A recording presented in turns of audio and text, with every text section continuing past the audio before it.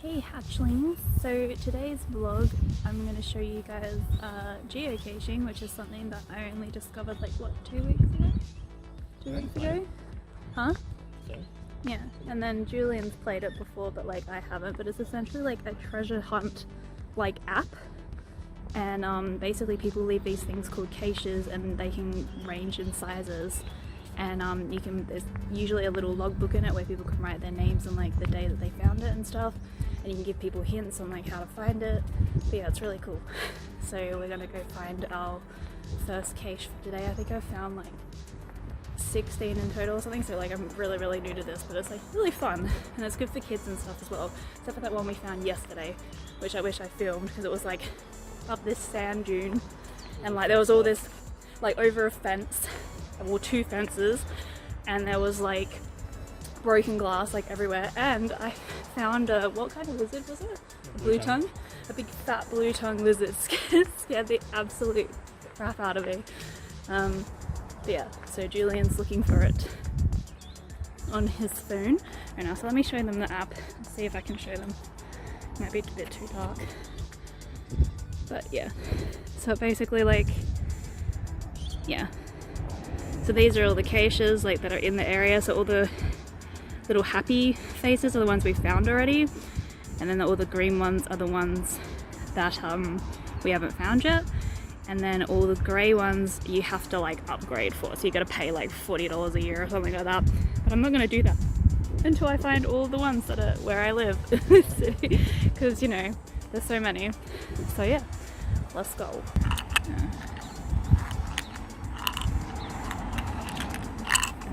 So that one was pretty hard to find because it was literally in someone's driveway.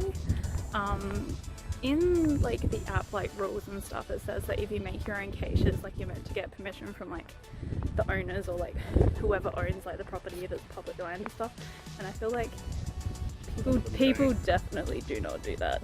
Like there's no way, but we got a cute little marble, so I like, basically there's these things called swappables where you can like swap things in and out in different caches. So if you take something, you like put something back in, if that makes sense. And it's just fun for the kids to like find like little toys and stuff. And I'm taking this marble with me, and then I'll add it to the next cache that we find.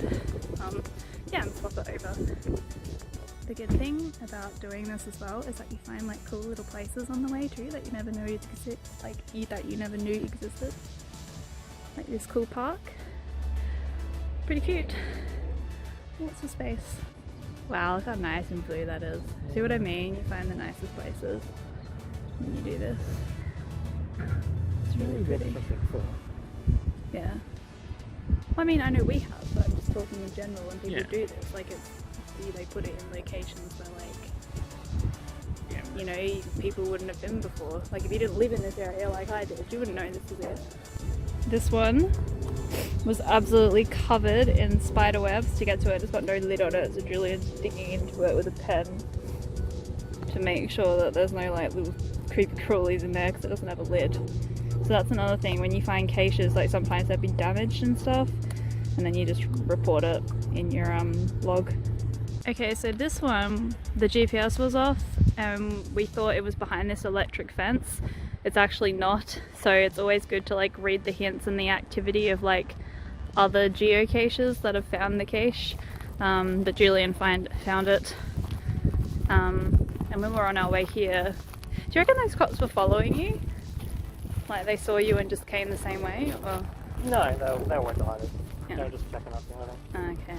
Yeah, that was weird. We were just like worried that they were gonna like try and pull us over and ask us what we were doing. It's just like we're geocaching, because I think like all the local councils and like the cops and stuff are like in on geocaching, like they know what it is, or they should know what it is, so hopefully that never happens, but yeah.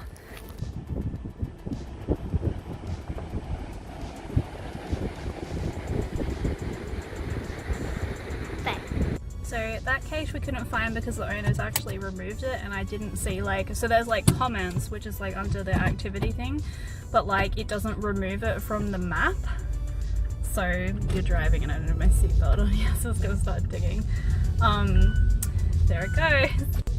But yeah, so we couldn't get that one unfortunately. Like I wish that it would, like, if the owner removes it and says that it's like been removed, that they would like take it off the map, but they don't. So that's something to look out for, just to make sure that before you go look at one that like it actually is still there and there's no comments from the owner that they've like removed it, because I think he needed to replace it for whatever reason. So that one wasn't there, but we got 3 more that we're gonna go look for now.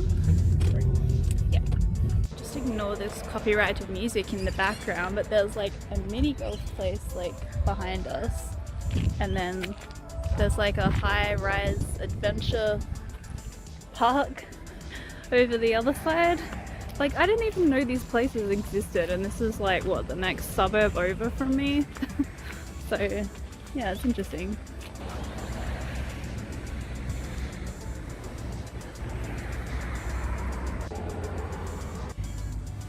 So this is what the logbook looks like. It's usually just a piece of paper and people write their names and the date that they came to the cache. We're not having luck with the last 2 caches. So the other one was like moved by the owner, but this one is supposed to be here and it's not here. And was judging by the pictures, it's like pretty rusted.